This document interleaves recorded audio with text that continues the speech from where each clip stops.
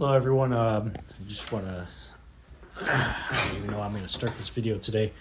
We're going to go over some motor mounts, some of the issues, I guess solutions, and that sort of thing that I'm having with my Trans Am. First, I didn't even know where to start. So I got two different style of mounts here.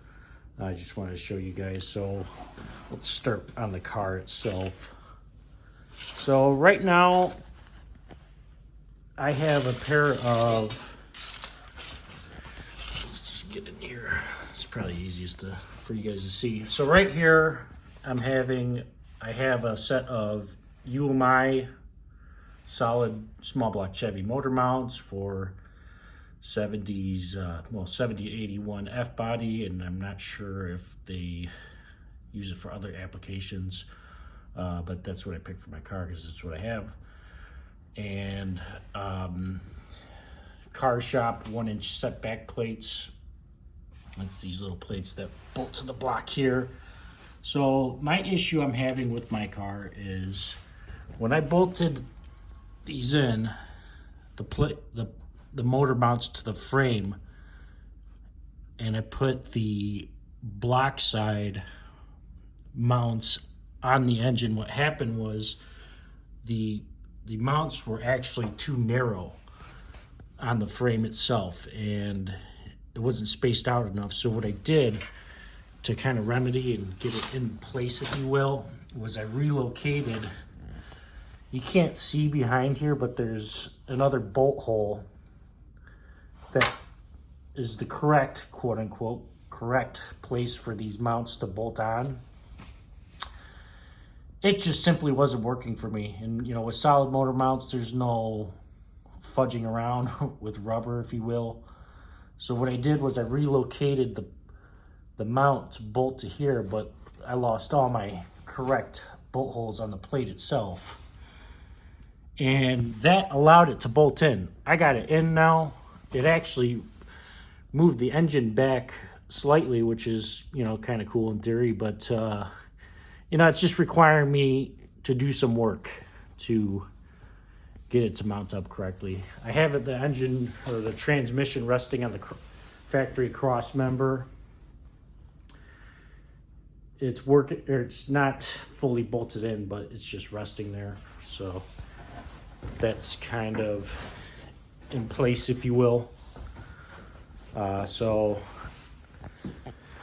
my next issue is, do I actually continue trying to work this setup to go in place, or should I switch to another setup? You know, I was looking at Holly. Holly just wants just under $200 just for the motor mount plate that bolts to the block, and then you have to buy the mount itself separate. And it ends up running, you know, with Holly, that runs you like $250. It's, you know, for most people, including myself, it's a pretty good amount of money to spend. So I'm trying to think of solutions. So what I did was, let's go over here. I know this is a messy personal garage, but we'll get that cleaned up. So what I did here was I just picked up this week some LS motor mount swap mounts from Trans Dapt.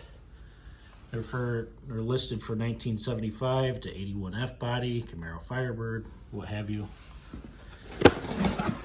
I just got these this week, and I'm kind of, I don't know if it's me, but I don't know, it's always seems to be something big, small, as far as issues go. But I just picked up these motor mounts, and I noticed one thing that it's kind of frustrating me.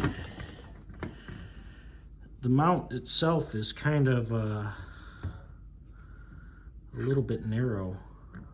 I can't get it to slip in, and it seems to be just under the thickness of the plate itself. So I talked to a few guys online, and they said that it should just squeeze into place. I don't know. I don't think that those should be that way, but we're gonna try it out. I'm gonna cut to another clip here pretty soon after I'm done talking on this a little bit. So once I get more progress on this, I'm gonna fill in some edited footage for you guys just to see how it works with getting it mounted up.